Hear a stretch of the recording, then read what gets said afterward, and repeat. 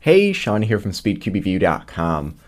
So about almost a year and a half ago, I made a video where I swapped the springs of a GTS2 and an MF3 RS2. I'm not going to say I'm the first one to ever do that, but there seemed to be a trend that started right after that video hit.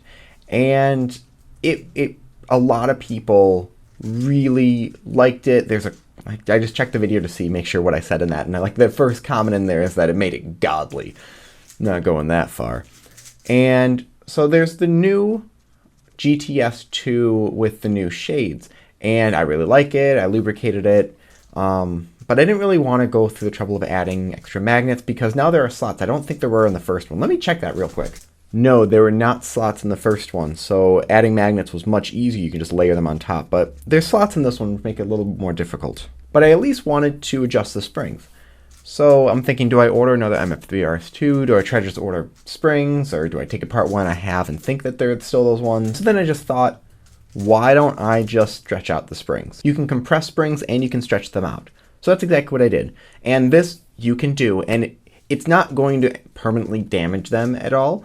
And if you don't like it, you can just adjust it back. With springs, there is the type of compression where it will spring right back. And then there's a type of compression where it will go past that part where it'll spring back and it'll become actually more compressed.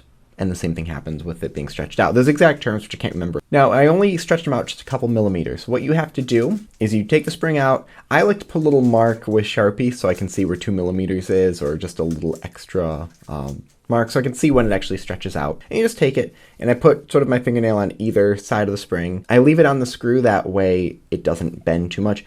And I just stretch it out. And I stretch it out, you don't stretch it out just 2 millimeters, you go quite a bit farther. And you'll feel like it gets really hard to hold on to from there.